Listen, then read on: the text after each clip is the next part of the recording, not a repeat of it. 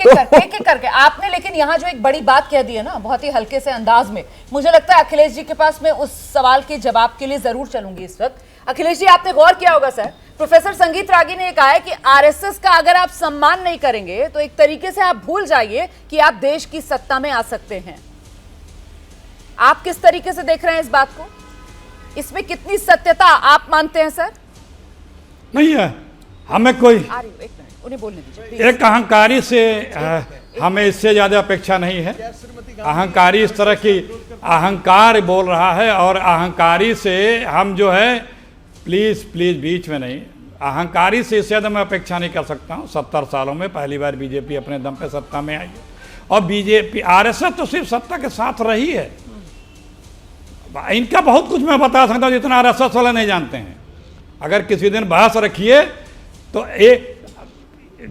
कौन सी पुस्तक पढ़े? सन 42 में 41 में लखनऊ में हिंदू महासभा की बैठक हुई थी कार्यकारिणी की, और उसमें जो है ये जो आपके सावरकर साहब अध्यक्षीय भाषण दे रहे थे चारबाग रेलवे स्टेशन के सामने, उन्होंने बोला था, मैंने तभी पढ़ा भी था कि हमें देखो अपने, हमारी कोई आइडियोलॉजी विचारधारा नहीं है, हमें अपना लक्ष्य हासिल करना है और लक्ष्य हासिल करने के लिए हमें सत्ता चाहिए, सत्ता जिसकी भी हो। देखो कितने अच्छी तरीके से हम बंगाल में अपनी सरकार चला रहे हैं।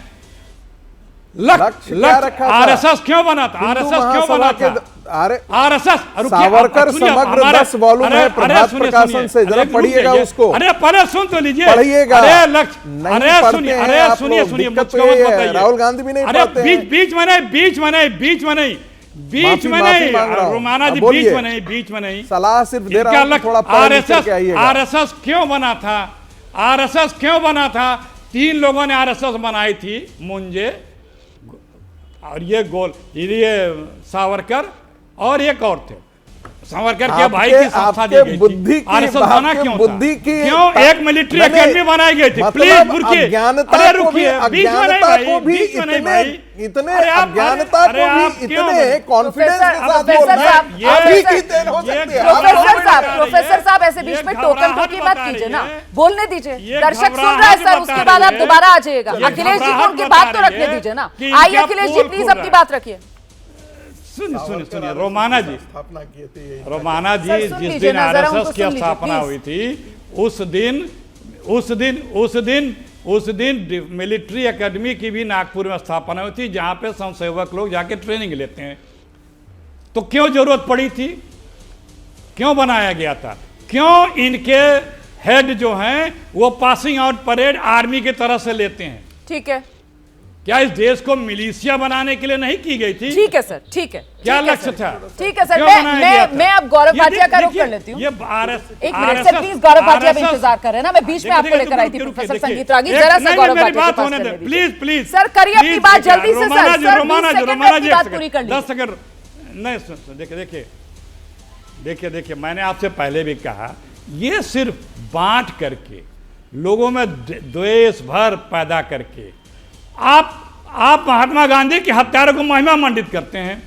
आप एक वर्ग विशेष है किसी और जो आपसे असहमत है, चाहे वो भले हिंदू हो, आप उसको कहते हैं तुम मुसलमान हो, पाकिस्तानी हो, आतंकी हो, खालिस्तानी हो, कहते हो कि नहीं कहते हो?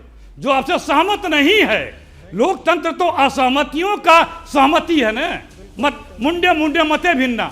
लोकतंत्र यही है कि हम सब लोग असहमत होते हुए भी सहमत हैं, यही लोकतंत्र है। लेकिन जो आपसे असहमत है, आरएसएस की विचारधारा ये कि फिर आप मेरे नहीं हैं। आपके यहाँ अभी हमारे प्रधानमंत्री जी ने जिस दिन गुजरात चुनाव जीते थे तो क्या कहा था? जो न्यूट्रल हैं वो ठेकेदार हैं, कॉन्ट्रैक्टर है। ये आपकी आइडियोलॉजी है। लेकिन पूरी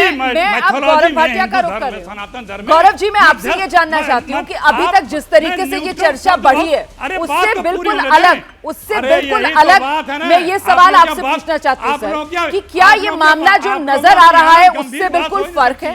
क्योंकि आज बीजेपी मतलब मोदी हो गया है, और आप अगर प्रधानमंत्री नरेंद्र मोदी को लेकर कुछ भी कहेंगे तो फिर उसका राजनीतिक खमियाजा आपको भुगतना पड़ेगा। क्या इस वजह से आरएसएस एक पंचिंग बैग के तौर पर सामने रखा जाता है विपक्ष की तरफ से और उस पर हमले बचा जाए ताकि सीधे प्रधानमंत्री नरेंद्र मोदी पर हमला करने से? गौरव भाटिया,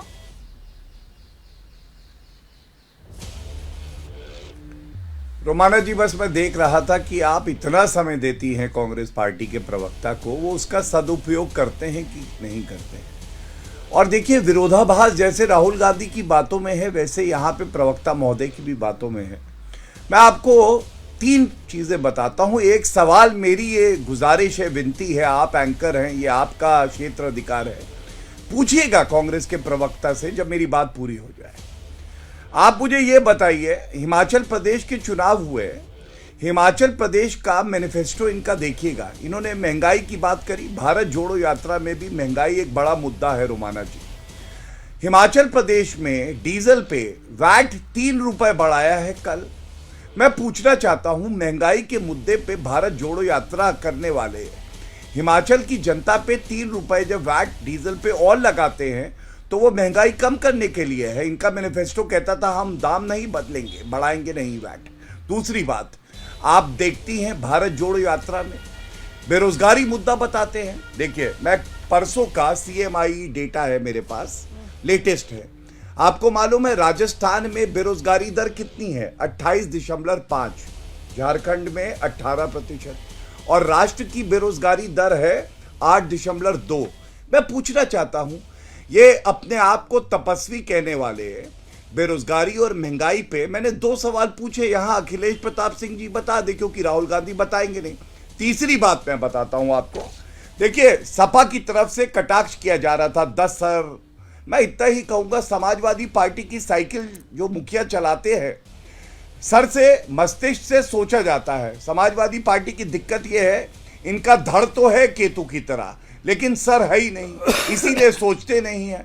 मनीष अग्रवाल महिलाओं पे अभद्र टिप्पणी करने के लिए जेल की सलाखों के पीछे है और नरेंद्र मोदी जी को कह रहे थे फकीर है, तपस्वी है। मैं आपको बताता हूँ क्यों है। रोमाना जी, ठीक है, जी जी जी, रखिए अपनी बात, रखिए रोमाना जी, मैंने अपनी बारी का इंतजार किया। झूठ मत बोलो, लेकिन झूठ बोलोगे तो जमानत टोके मिल जाओगे गई है, बीच ठीक है, में। मैं आपके पास आ जाऊंगी, मैं उनको बात रखने दीजिए। आइए गौरव भाटिया। धन्यवाद रोमाना जी। मैं आपको बताता हूं देश की जनता क्यों नरेंद्र मोदी जी का सम्मान करती है, उनको आशीर्वाद देती है। आपको मालूम है, PM केयर्स फंड, कोविड का संकट आया, प्रधानमंत्री जी ने अपनी निजी जो उनके सेविंग थी उससे डोनेशन दिया।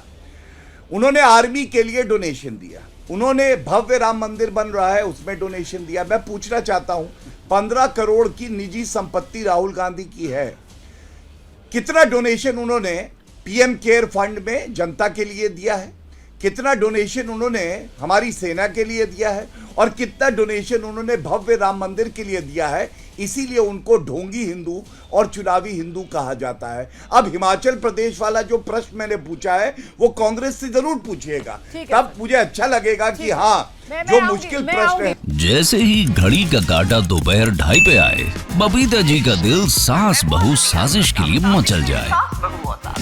और ये है इनकी बहू, पूरे दिन ऑफिस की टेंशन हो जाए गॉन जब ये करें अपना फेवरेट शो फ्री टाइम पे ऑन। इनकी तरह आप भी देखें अपना फेवरेट शो अपने टाइम पर और डाउनलोड कीजिए ABP लाइव ऐप अपने स्मार्ट टीवी पर।